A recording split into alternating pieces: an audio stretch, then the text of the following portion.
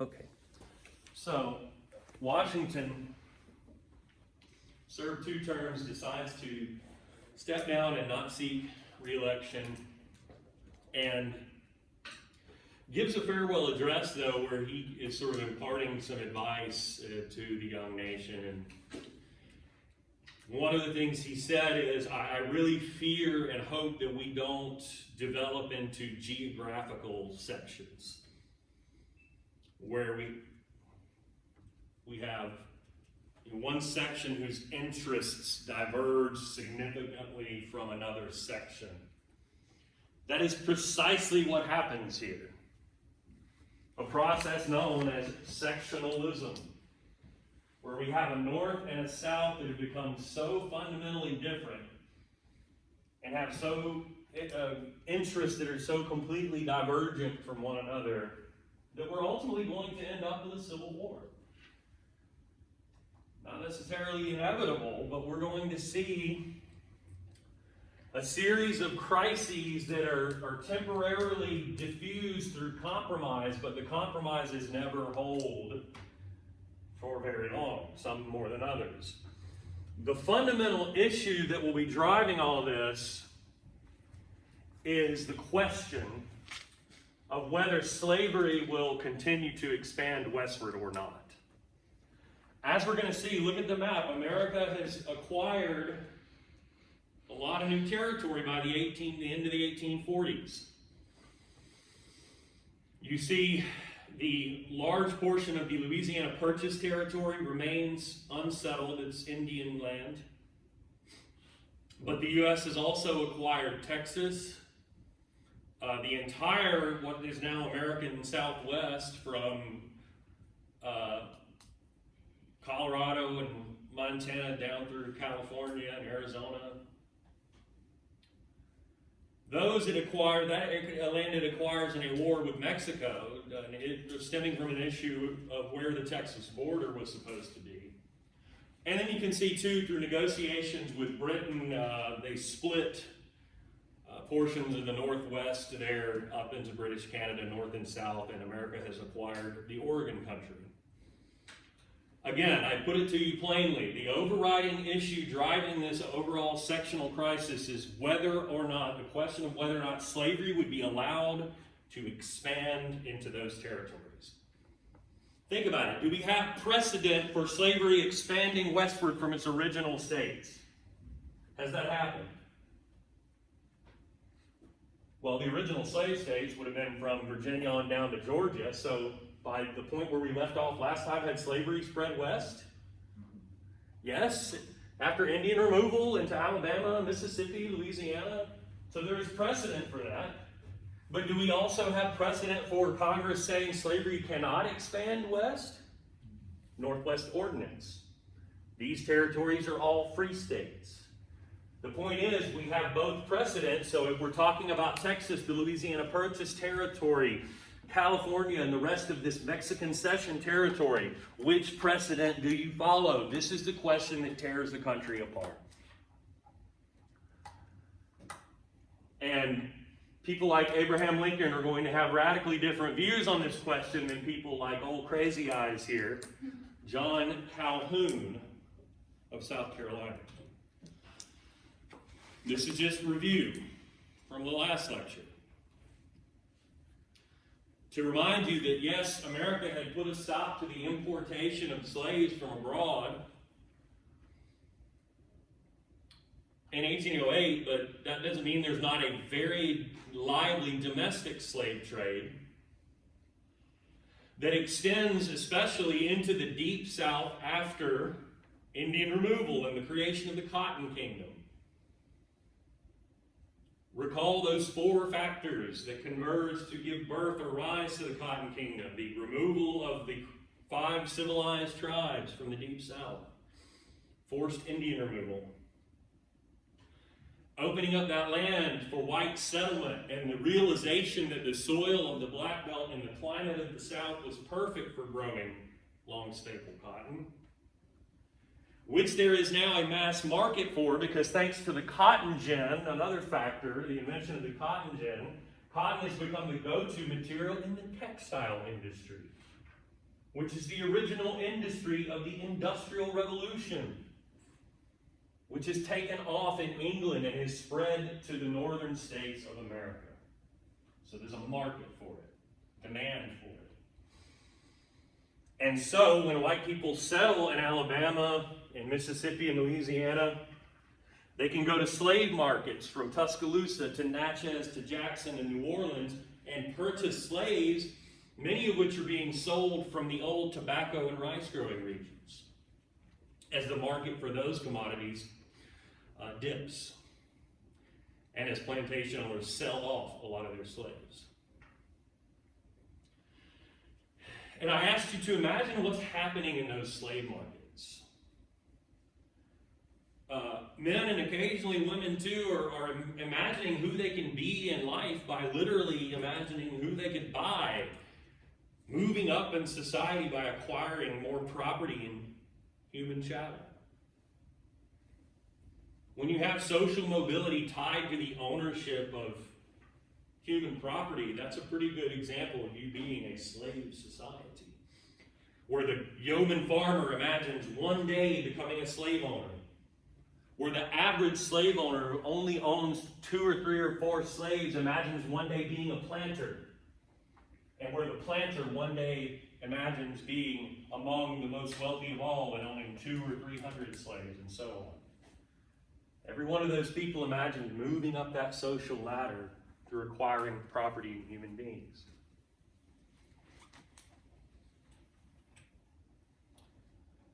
There are other developments too, technological, internal improvements, as they would say. That is, the government committed to building better roads and bridges and canals, invention of the steam engine and the steam ship to transport cotton up and down the Alabama River, the Mississippi River, the Ohio River, and so on.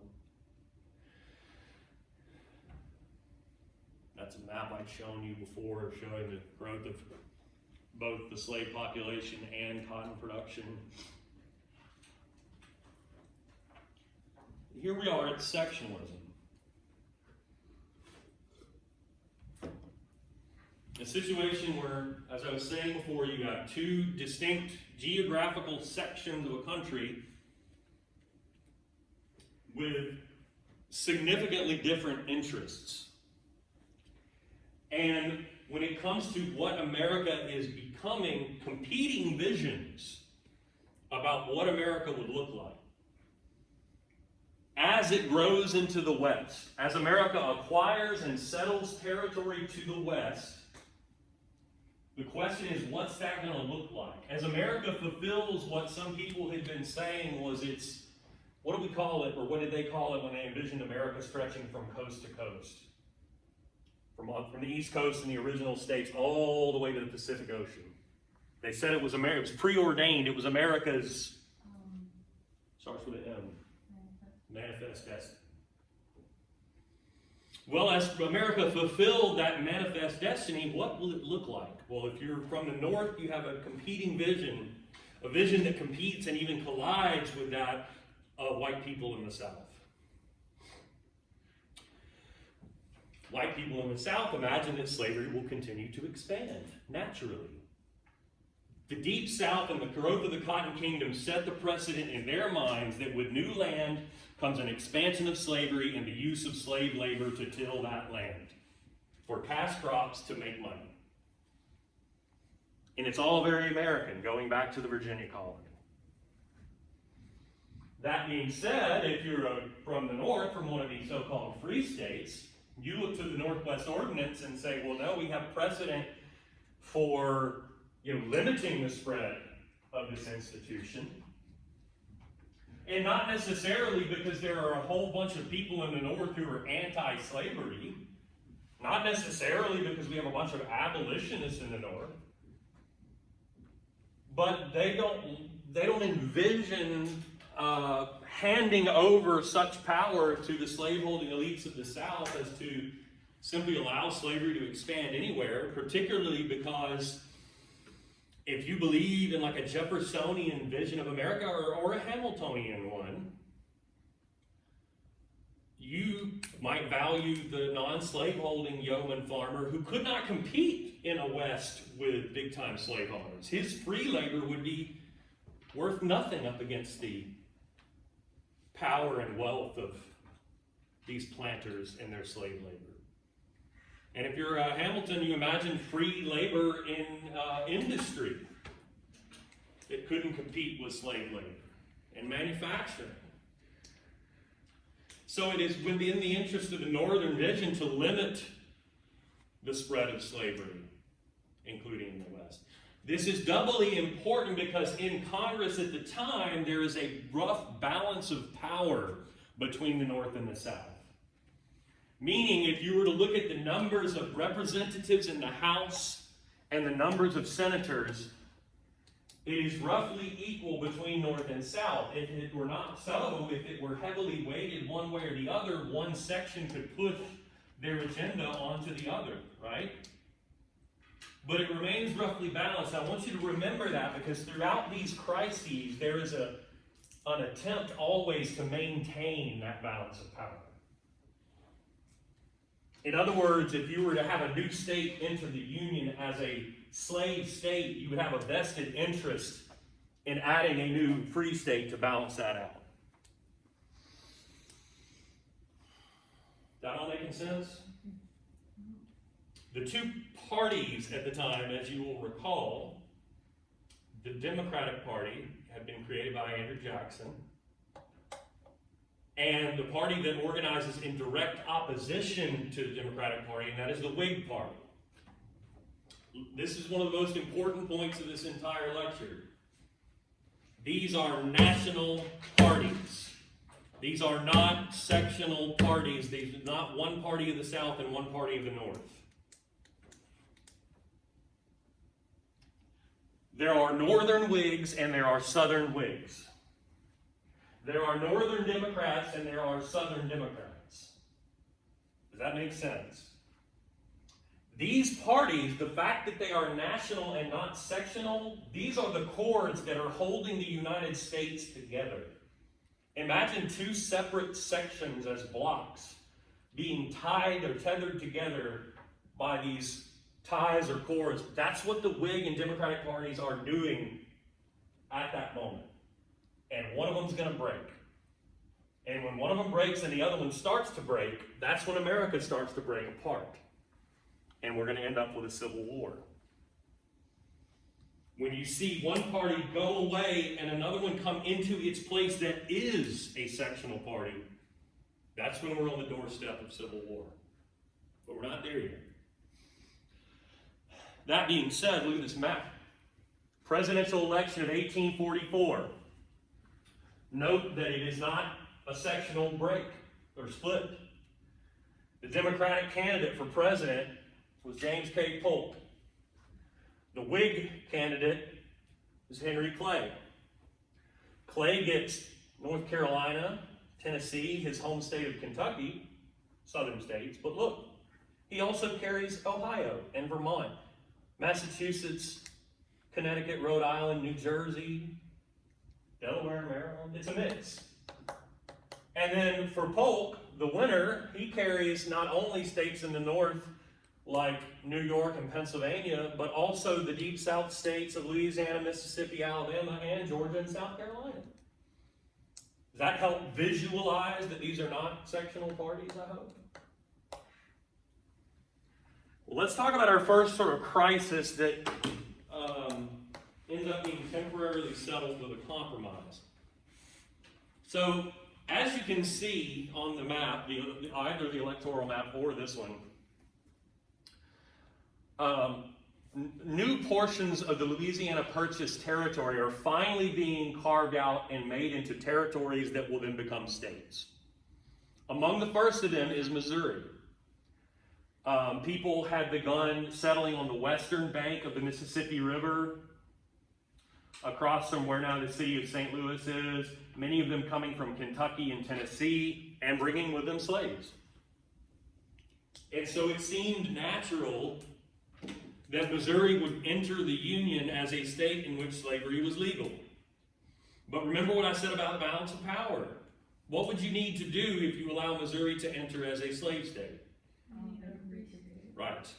So it was convenient that at that time, up here, there was a sliver of what had been Massachusetts for hundreds of years that was split apart from the heart of Massachusetts by the new states of Vermont and New Hampshire. The compromise here, partly the first provision of what becomes known as the Missouri Compromise, was to add Maine as a free state. This chunk of Massachusetts that was geographically separated, to let that become a new state. And Maine comes into the Union as a free state. So you have maintained then the balance of power, but that's only one provision of the Missouri Compromise, and it's not the most important one. The most important one involves this line. That's 3630 degrees north latitude. It is an extension of the southern border of Missouri to what was, this is important, at that time, that is the western boundary of America. All this, at that time, was still New Spain, a colony of Spain, which would soon become the independent nation of Mexico. What is the significance of the line? The Missouri Compromise says above that line in the Louisiana Purchase territory, with the obvious exception of Missouri, no slavery. It is a Northwest Ordinance style ban on the addition of slave states north of that line, with the clear exception that you have just added Missouri. So 3630 is effectively accepting Missouri, a ban on the addition of any further slave states north of that line.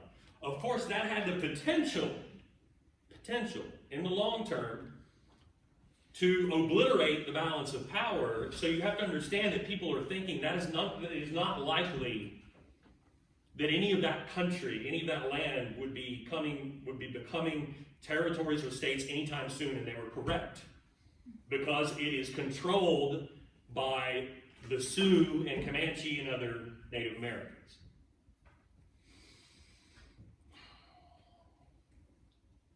But America is about to acquire more territory, and it would be settled pretty quickly.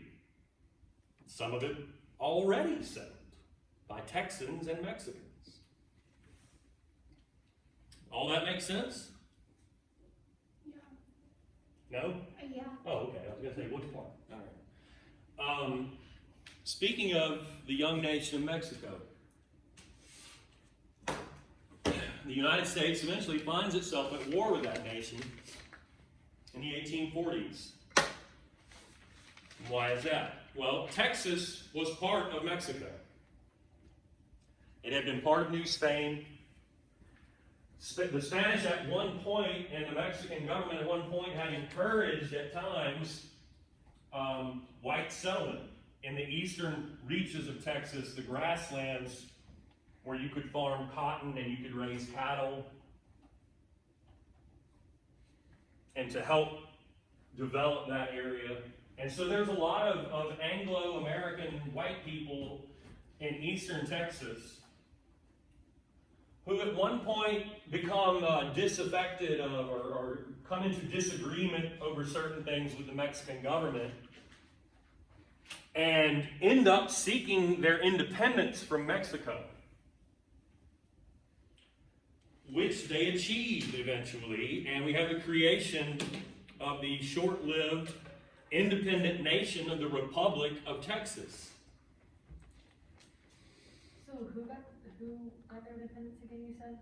Who what? The group you said, who was it that got their independence? The Texans, the white people who settled in the eastern portion of Texas, they seek and obtain their independence from the Mexican government. So Mexico had not been independent very long before then Texas breaks away from Mexico, declaring themselves an independent republic. So there is a period of time, you see this with California later too, where Texas is its own country. If you know any Texans, they will let you know that. But in the mind of a lot of those Texans from the beginning was the idea, the notion that they would eventually petition the United States to become a state. in America, to be annexed into America.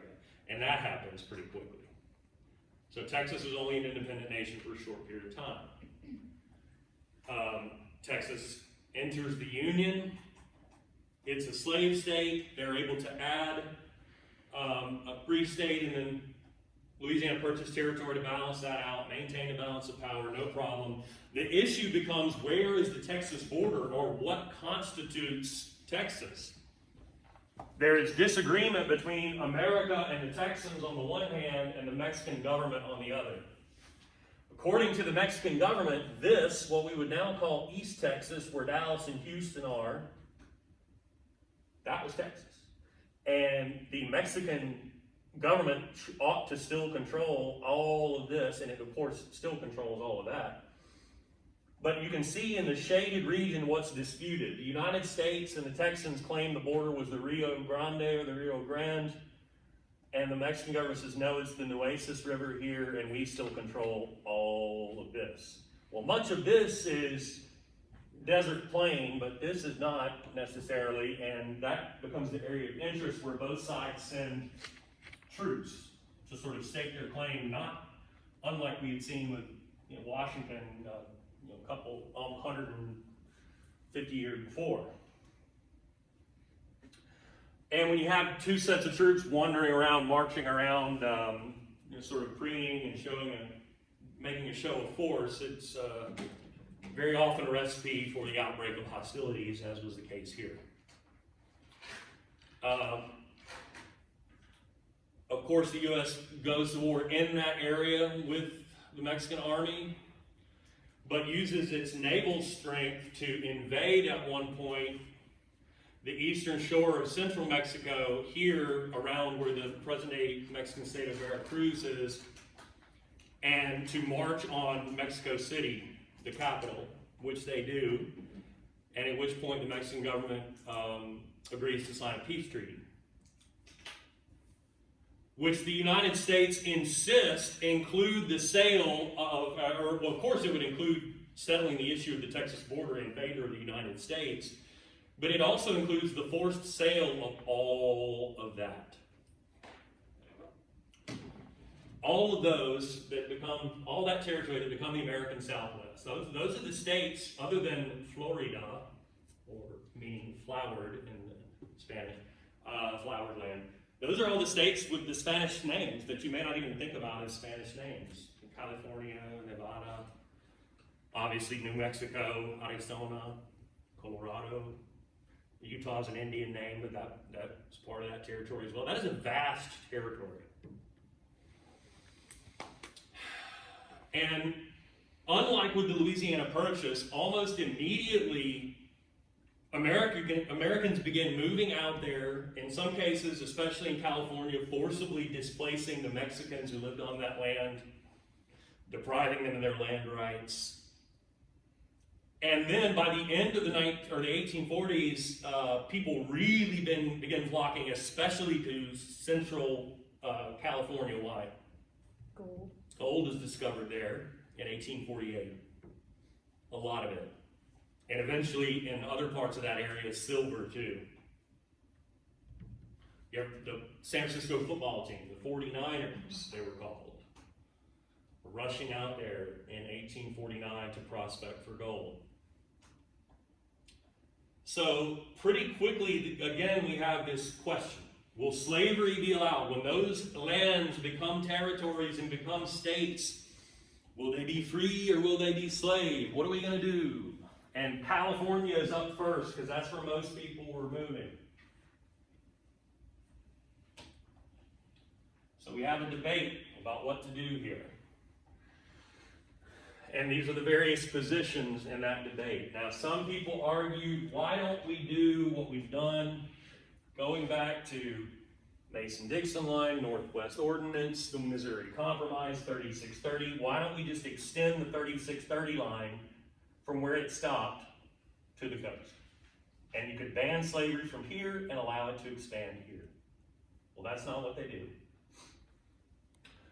For there are some, like David Wilmot, who argue that slavery ought to be banned from the whole damn thing. There ought to be like a Northwest ordinance here that prohibits the expansion of slavery anywhere out there.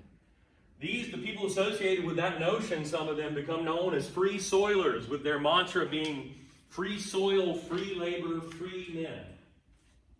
Now, when they say free men, it's not because they're anti-slavery. They don't care about slavery. They don't care about slaves. Some of them were virulent racists, in fact. What they care about is quote-unquote free men, that is free white, average white men, not slaveholders, who, as I was saying earlier, if you allowed slavery to expand, what does that do to the average small farmer who can't compete with a planter who produces on a grand scale using slave labor? And the very presence of slave labor in a territory or a state devalues free labor and would tend to mean a lower wage for a wage-earning free white man. And then Calhoun has quite the opposite argument. He argues slavery ought to be allowed in the whole damn thing. He's a slaveholder from South Carolina, so it is natural that he would take such a position. But what's interesting is how he backs it up. Now, his argument's not going to win the day here either, but I want you to remember it because it's going to come back. It's going to be influential. So what does Calhoun say to justify the potential expansion of slavery into all the Mexican cession? That's what we call these territories. The Mexican cession, as it has been ceded or signed away. He points to the Fifth Amendment. You guys know what the Fifth Amendment says, and not the part about self-incrimination where you can quote-unquote plead the Fifth. You remember when we talked about John Locke and classical liberalism and how it influenced Jefferson? What was the exact language of Locke when he said government exists to protect your individual rights, especially life, liberty, and the pursuit of happiness? In the words of Jefferson, yes, but what was Locke's original three? Life, liberty, property. Life, liberty, and property rights, right? In the Fifth Amendment, it says the federal government cannot deprive a citizen of their life, liberty, or property without the due process of the law. DUE process, meaning you are entitled, you are due, you are entitled to a process of the law in the courts if ever you to be deprived of your life, your freedom, or your stuff, your property. Meaning, unless you committed a crime and were convicted, you can't have your freedom taken away, or your stuff taken away, or your life. Or unless you have been sued in a civil court and lost, your property can't be taken. That make sense? So that's what he wanted? This is my next question. Why is that of significance to John Calhoun regarding this issue of slavery's expansion into the Mexican cession potentially? Why is this the thing he is pointing to? Because slavery is what considered stuff? Yep. Because slaves in a chattel system are considered property, legally speaking. And so Calhoun argues, if you tell me that slavery is banned, and if I want to move to California, you're depriving me then in that case of my property if I were to do that. When I say makes sense, I don't mean you agree with him, but you see what he's trying to say? He's therefore saying, well, if you were to make such a move, that would be unconstitutional because it would deprive me of my slave property without the due process of law. Now remember what I said. That's not what is done here, but that idea does not go away. It's going to come back. What does win the day is encapsulated in the Compromise of 1850. Please try not to confuse this with the Missouri Compromise from 30 years earlier. That had dealt with the Louisiana Purchase territory. This Compromise of 1850 deals with the Mexican cession specifically. And they do not extend the Missouri Compromise on. They don't ban slavery from the whole thing, and they don't open the slavery, or the whole thing to slavery. What they do is, number one, allow California to enter the Union as a free state. They then divide the rest of the Mexican cession into two huge territories, Utah and New Mexico, which if you look at the map, you'll see that includes lands that would eventually become not just Utah and New Mexico, but also Arizona and Nevada, and parts of Colorado. So they have California as a free state and then divide everything else? Yes, correct. And everything else, the two territories there are left open to popular sovereignty. Popular sovereignty is right there. What does that mean? Popular means the people, sovereignty means authority, meaning you would take the issue out of the federal government's hands and put it into the hands of the voters of those territories to let them decide for themselves. Give the power over this issue to the people of the territories themselves, and they can vote when they submit a state constitution to Congress and say, we want to enter the Union as a state. It will be up to them whether that constitution allows for slavery or not. Make sense? And when people vote to elect members of that new state legislature, it will be up to them to vote in either pro or anti-slavery legislators. So we've got California free, Utah and New Mexico popular sovereignty. Make sense? Questions?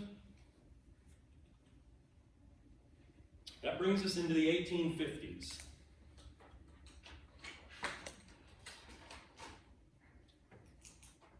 Where finally the issue of settling the rest of the Louisiana Purchase territory will come up. And not just because a bunch of people start moving out there either. There's something else going on. And it involves the senator from Illinois who had in fact defeated Abraham Lincoln for that Senate seat, Stephen Douglas, pictured at top right. Stephen Douglas, among, of course, other things, was keenly interested in the idea of a transcontinental railroad line. America was industrializing. It was building railroad lines all throughout the Northeast and the Midwest, even some in the South for the transportation of the area's cash crops and the importation of manufactured goods from the North. There were some rail lines out in California, which you know has become populated by gold rush folk. The idea was to link the Eastern Rail network with that of California. Now, the question of a western terminus, as in where would it terminate or go in California, seemed obvious because well before Los Angeles or San Diego had become the large cities that they are, the city of California was right there, and that is San Francisco, right there in the middle. The question then is, where would it go over here? Where would it connect? Where would the eastern terminus of the Transcontinental Railroad be? If you are Stephen Douglas, Senator of Illinois, there is only one answer to that question.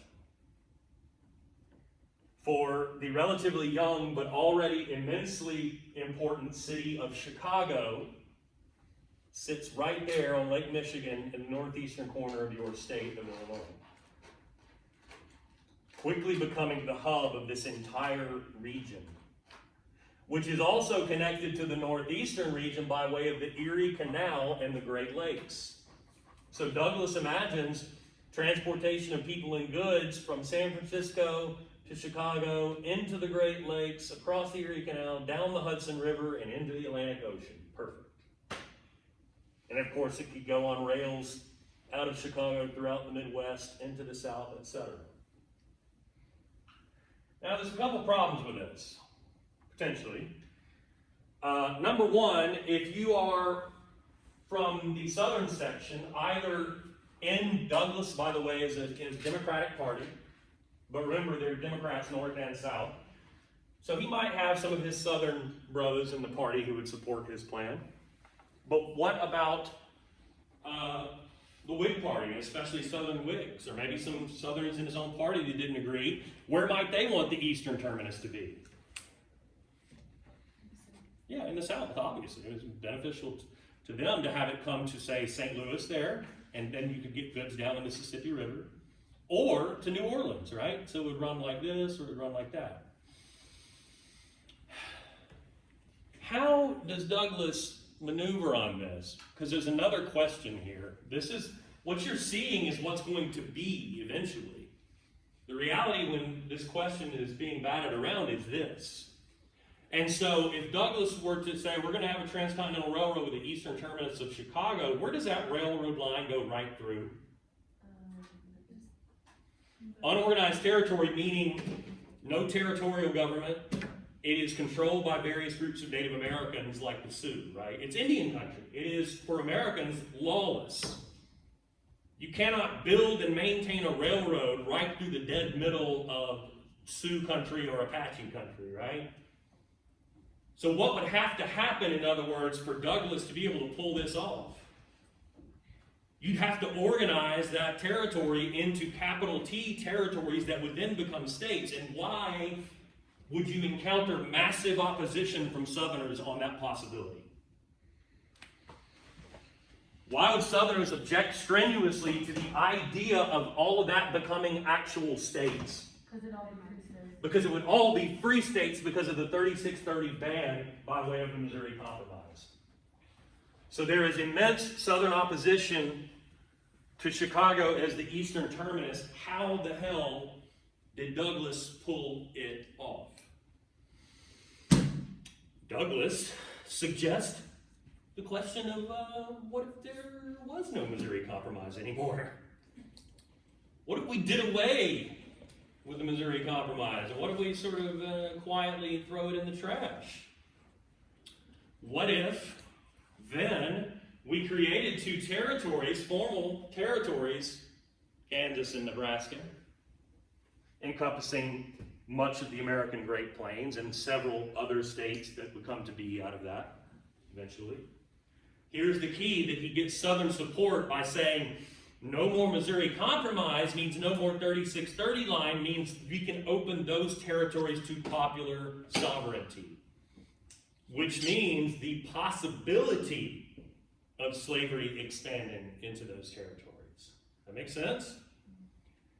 Some people, including Lincoln, as you'll read, are going to be very, very angry about this. But he pulled it off. Kansas-Nebraska Act does what I just laid out.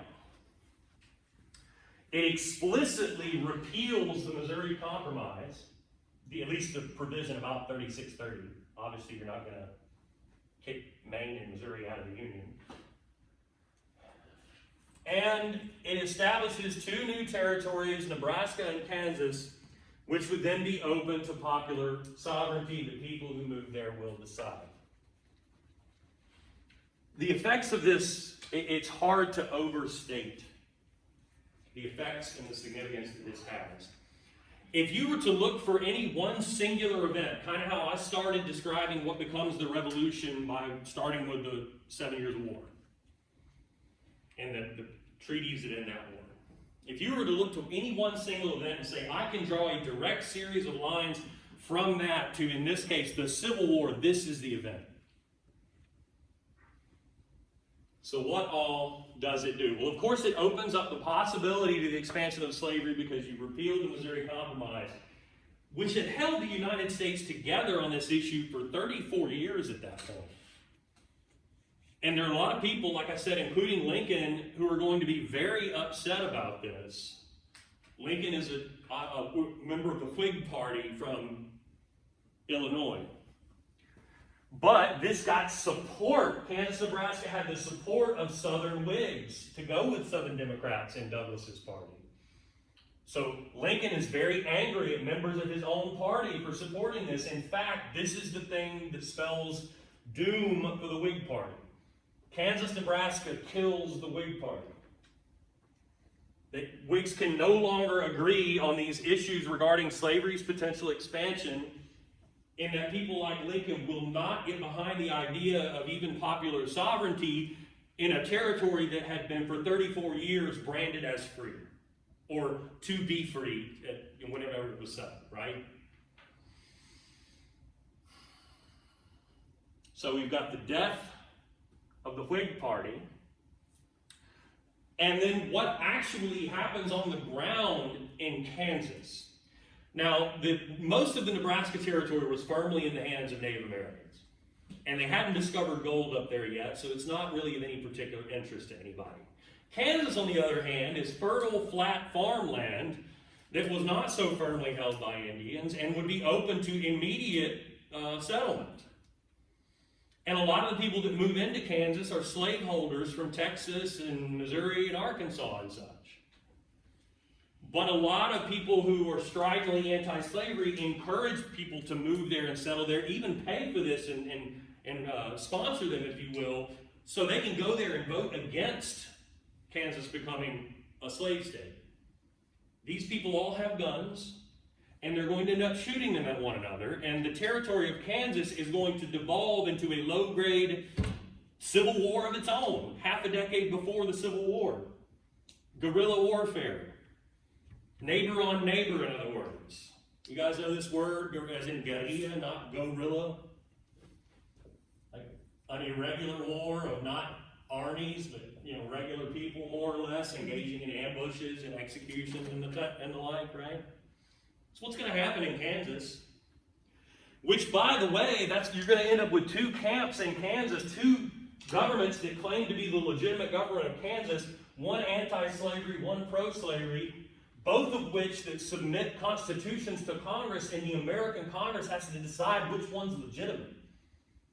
That issue will temporarily break up the Democratic Party. So the Whig Party's killed forever. The Democratic Party is temporarily broken up over what happens in Kansas.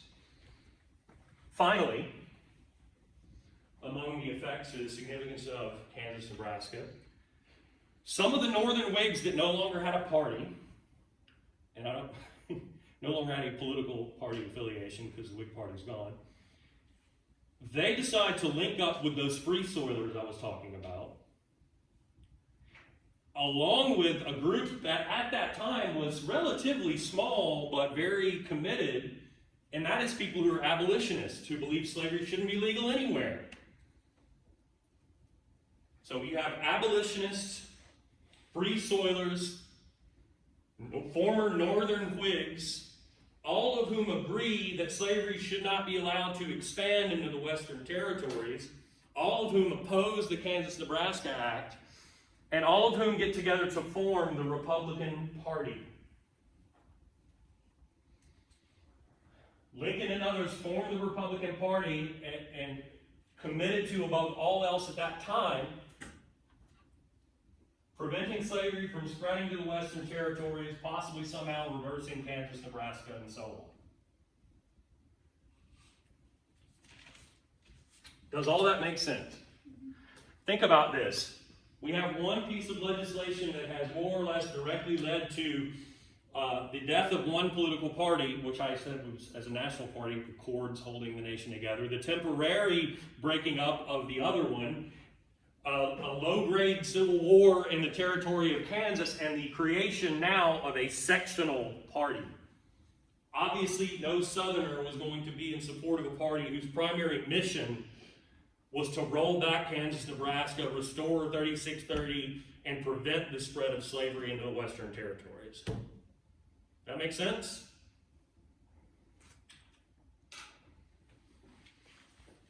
That low-grade guerrilla civil war in Kansas becomes known in the press as Bleeding Kansas. It starts with what they call the Sack of Lawrence, as in Lawrence being the town where the anti-slavery crowd had set up their government operations, which the pro-slavery people feel like it's illegitimate. They had won the territorial elections. The anti-slavery people are saying the elections were fraudulent. The pro-slavery people march into the town of Lawrence and destroy some of its buildings, and one person is killed, prompting the strident abolitionist John Brown, a white man, but a almost spiritually committed abolitionist, to attack and murder some pro-slavery settlers outside of a place called Pottawatomie Creek, and you don't need to know that name. What that does is set off a chain of events that are more or less a blood feud, where, okay, well, you killed so-and-so, so I'm going to kill so-and-so else, and then somebody wants revenge for that murder, and that's a never-ending cycle, right? This is what happens in Bleeding Kansas. Back in Washington, there's a man named Charles Sumner, who is also a committed abolitionist from Massachusetts, senator, who's on the floor of the Senate giving a speech about what he calls the crime against Kansas. He holds the pro-slavery people responsible for what has happened in Kansas. It was they who first turned to violence in the sack of Lawrence. So they're responsible. But he sort of paints a larger picture and starts condemning slavery as an institution. I mentioned he's an abolitionist whose beliefs are perhaps not as fundamentally held as those of John Brown, but come pretty close. And he starts impugning the character of some of his colleagues, including a member of the Senate, who he starts talking about, and this individual and his harlot slavery. If you haven't heard that word, a harlot is a whore or a prostitute. So he's speaking metaphorically about slavery as the whore of this one slave-owning senator, which at that time would have been understood to be a very thinly veiled suggestion that this senator was among those masters that had sexual relations with their female slave. Which would have been not just disrespectful to this individual, but would have been a stain on his honor. And Southern white men at that time were very strongly committed, most of them, even violently so, to not letting anyone impugn their honor. It just so happens the senator who is being mocked has a relative, a younger relative in the House of Representatives on the other side of the Capitol. And I want you to, if you can, transport yourselves back to a time beyond, say, a month ago, where the very idea of violence in the United States Capitol was inconceivable.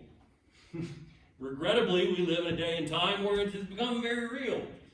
But try to transport yourself back and understand the significance of this man marching out of the House of Representatives, across the building, the U.S. Capitol, into and onto the Senate floor, taking his cane and proceeding to beat unmercifully Charles Sumner to the very near point of death.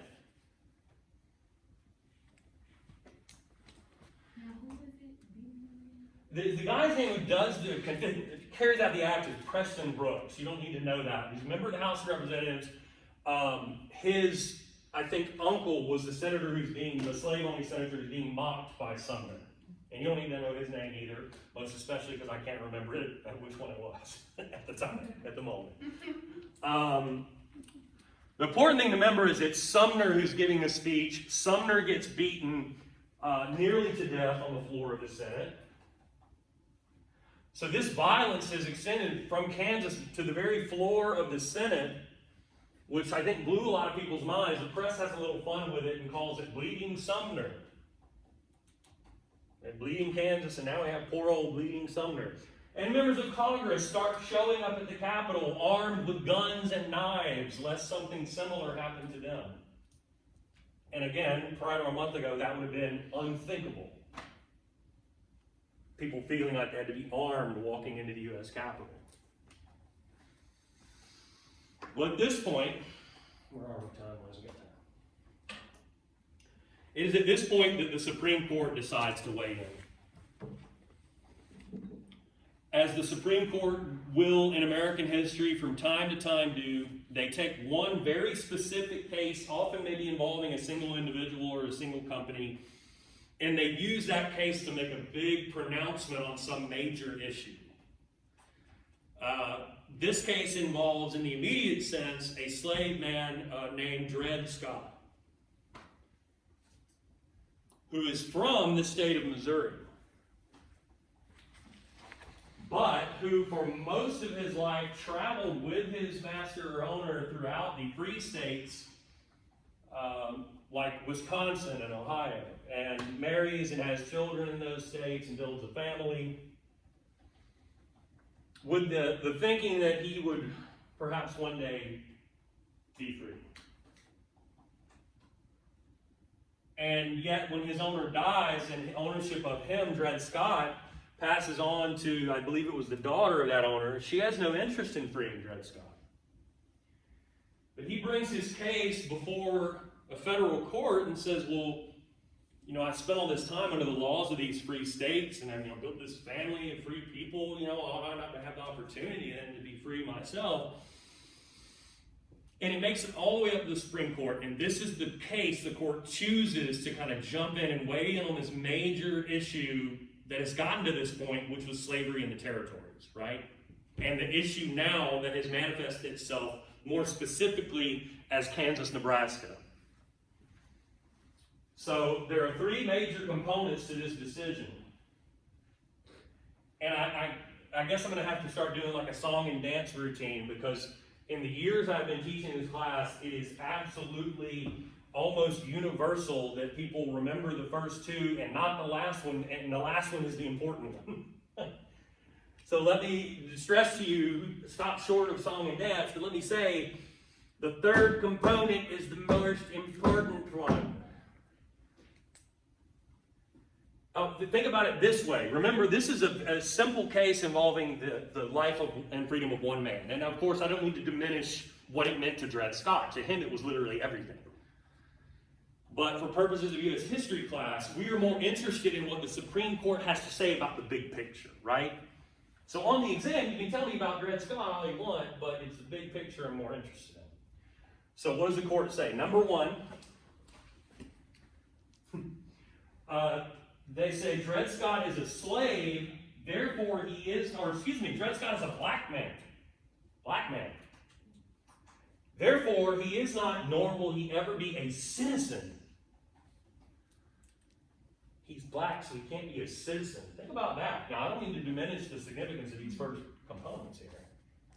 That has profound significance for free black people all throughout America,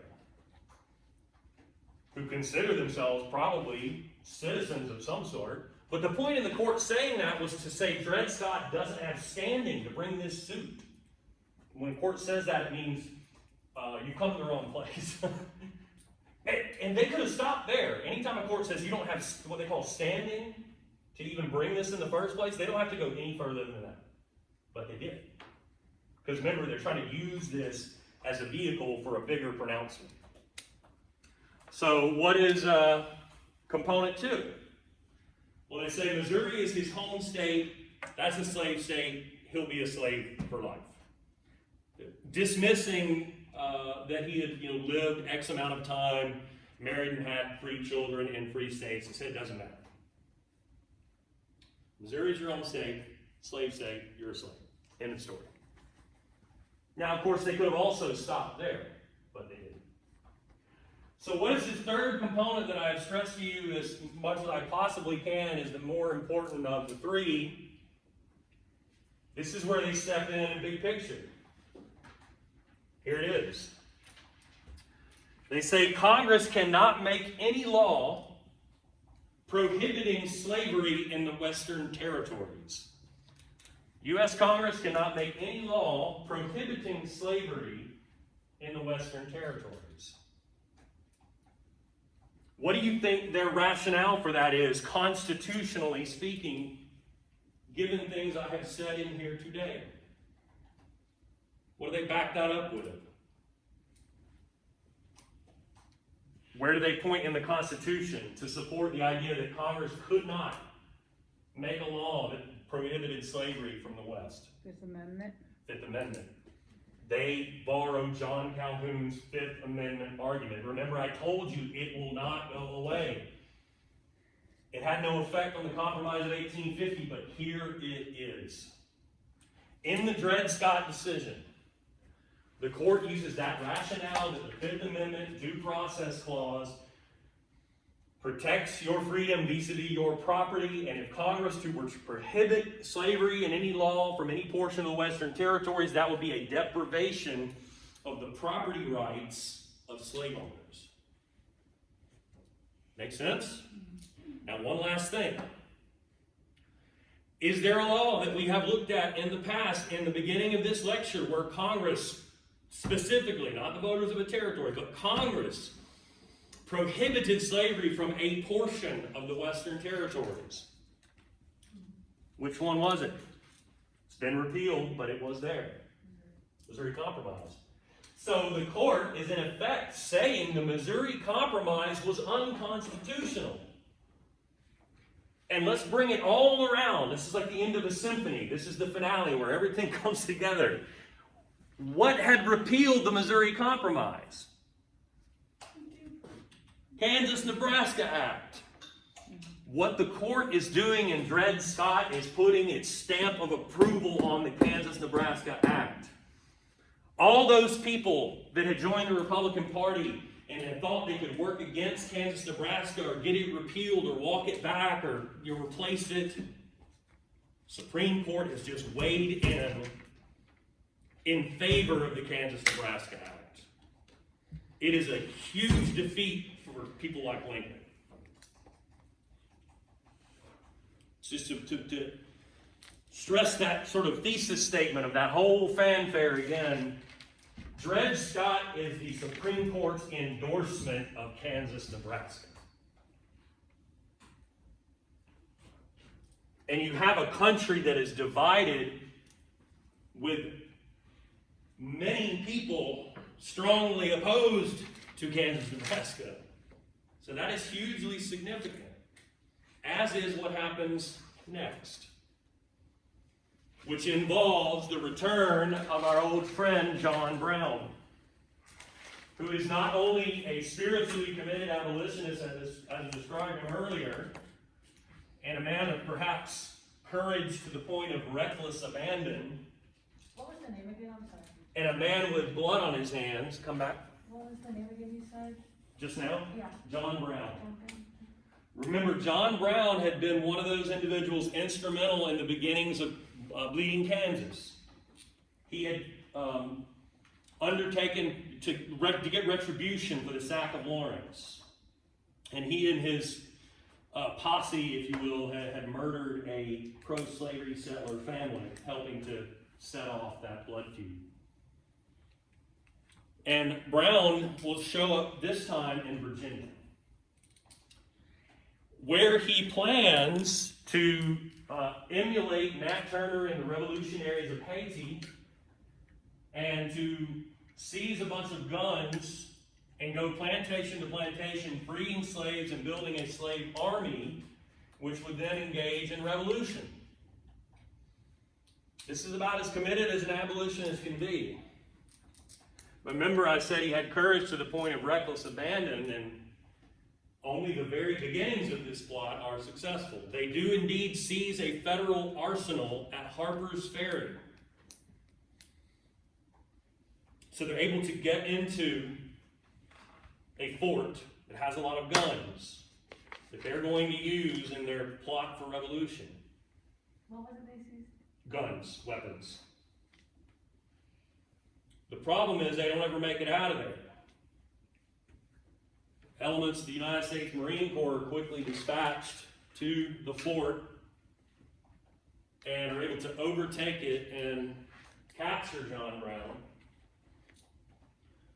And he is tried for treason and executed, which makes him a martyr for the abolitionist cause. But more importantly, his actions horrified white Southern slave owners. The very worst nightmare of all for a Southern white slaveholder is a slave revolution, particularly after what had happened in Haiti a few decades before this, where it succeeded, where the slaves literally overthrew the government. It could happen, in other words. And I want you to make this connection too, and this will be the last thing. So if you're a Southern white slaveholder, the worst fear or possible in your life, in your society, is a slave revolution. And here's a white man who has come into the heart of the South of Virginia, old South of Virginia, and at least been successful in taking the first steps of a planned slave revolution, your worst nightmare. And he's an abolitionist, right? And that's a small group of people, yeah? But isn't that small group of people just recently joined into a coalition political party? What political party is that? The Republican Party. So think about what would happen in the minds of those white Southern slaveholders if the Republican Party got someone elected president. Someone named, of course, Abraham Lincoln. Someone from a party that you associate with madmen like John Brown literally trying to murder you. Having said that, I lied. I'm going to add one last thing. So there's that way of thinking in the minds of Southern white slaveholders. I'll repeat this at the beginning of the next lecture. And then two, if you're somebody like Lincoln, if you're somebody from the North, black or white, who wants to work against the spread of slavery, not an abolitionist, somebody like Lincoln goes on record over and over and over again saying, I'm not an abolitionist. I'm not out to abolish slavery in the South. It is what it is. But if your mission is to prevent slavery from spreading, you look at Dred Scott the same way, because you see in the Supreme Court at that time a court packed with Southerners who are virulent racists and supporters of slavery.